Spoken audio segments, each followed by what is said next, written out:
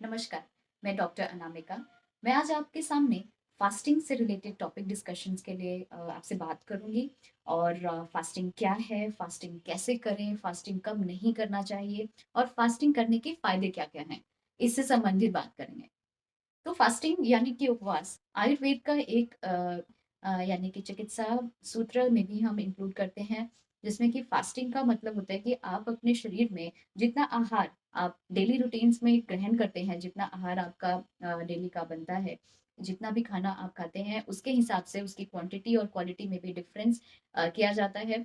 और फास्टिंग करना हमारे लिए एक सबसे चीपेस्ट एंड लाइटेस्ट मोड है चिकित्सा का।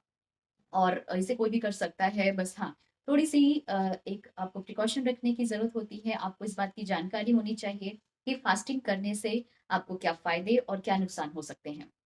तो फास्टिंग करना हर किसी के लिए है, लेकिन एक एज लिमिट होनी चाहिए, यानी कि अगर बच्चे हैं तो बच्चों में 15 इयर्स के पहले फास्टिंग को इंक्लूड ना करें, और अगर बुजुर्ग हैं तो 85 या 80 के ऊपर के लोग फास्टिंग को इंक्लूड ना करें।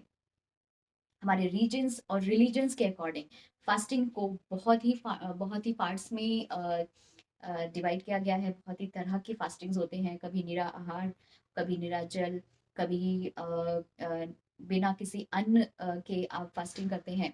लेकिन फास्टिंग के बहुत सारे अच्छे फायदे हैं, और ये हमारे रिलीजन्स और रीजन्स के हिसाब से उसके अलावा भी हमारे शरीर के लिए भी बहुत फायदेमंद है। फास्टिंग करने से आपके शरीर में जो एक ऑर्गन है जिसको हम अमाशय कहते हैं, और एक पक्वाशय यानी कि small intestines and your stomach, ये ऑर्गन्स को एक रेस्ट मिलता है। जैसे कि आप दिन भर पूरा काम करते हैं, ऑफिस जाते हैं, आप मेहनत करते हैं, आप उसके बाद शाम को आपको एक रेस्ट चाहिए होता है। यदि आप पूरा समय सिर्फ मेहनत करते रहेंगे और आपको आराम ना मिले, तो आपको कैसा महसूस होगा? थक जाएंगे, राइट? इसी तरह से आपके आमाशय को आपके जितनी भी तंत्रिकाएं हैं, पाचन से संबंधित जितने भी ऑर्गन्स हैं, इनको एक रेस्ट चाहिए होता है। तो फास्टिंग करने का सबसे अच्छा फायदा आप अपने पाचन संबंधित अंगों को देते हैं। और इसके साथ साथ हमारी जठर अग्नि यानी कि डाइजेस्टिव फायर, जो कि आपके खाने का पाचन करती है, उसको भी आप एक रेस्ट देते हैं और उसको बढ़ाने में हेल्प करते हैं। तो फास्टिंग के लिए एक चीज का ध्यान रखना बहुत जरूरी है कि इसे हम कभी भी उन लोगों को नहीं प्रैक्टिस करा सकते जो बेबी को फीड करा रहे हैं, या जो प्रेगनेंसी में है, या फिर जिनका वेट बहुत ही कम है, और जो कुछ ऐसी पर्टिकुलर बीमारियों से ग्रसित हैं जिसमें कि डाइट इम्पोर्टेंस बहुत ज़्यादा है। फास्टिंग कौन-कौन कर सकता है?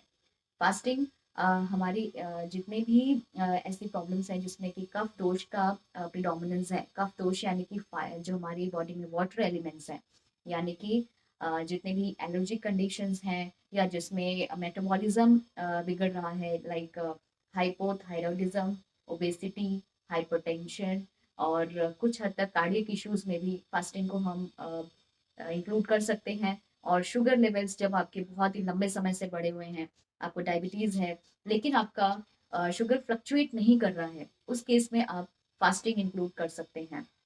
और फास्टिंग को तब बिल्कुल ना कीजिए अगर आपका इंसुलिन चल रहा है, और आप बहुत ही लंबे समय से इंसुलिन पर हैं, और शुगर आपको डेली चेक करनी पड़ती है, और आपका शुगर एकदम से डिप कर जाता है। फास्टिंग से आपको प्रॉब्लम्स भी हो सकती हैं।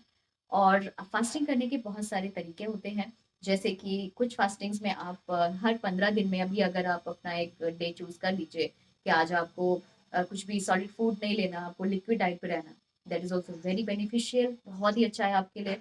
दूसरा है कि आप एक काल भोजन कीजिए, यानी पूरे दिन में एक समय चूज कीजिए, और उसी समय आप अपना अच्छे से आप अपनी मील्स लीजिए, और बाकी का जो समय है उसमें आप हल्की फुल्की कुछ जूसेस हो गए, नारियल पानी हो गया, छाछ हो गया, इस तरह की चीजें आप अपनी डाइट में इंक्लूड कीजिए।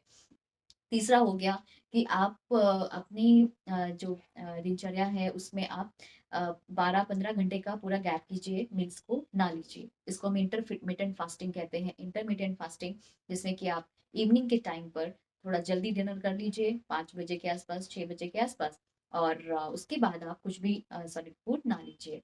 तो इस तरह से आप फास्टिंग अपनी रूटीन्स में इंक्लूड करें। और इसके फायदे बहुत सारे हैं, जैसे कि आपकी अग्नि को बढ़ाता है, ये आपके वजन को कम करता है, और ये शरीर में किसी भी तरह का इन्फ्लामेटरी चेंज अगर चल रहा है, यानी कि जैसे गठिया हो गया, या फिर लंग्स इश्यूज हैं, या फिर क्रॉनिक एलिमेंट्स, जितनी भी पुरानी बीमारियां हैं, इन केसेस के लिए आप फास्टिंग को ज़रूर ऑप्ट कीजिए। क्योंकि कई बार क्या होता है कि आप मेडिसिन यूज़ कर रहे हैं, आप अच्छा आहार भी ले रहे हैं, लेकिन अगर आपका तरीका सही नहीं है तो आपकी बीमारियां जल्दी ठीक नहीं होती हैं।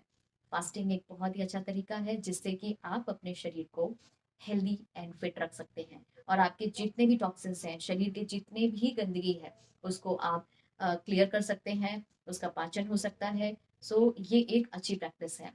Thank you. हाय।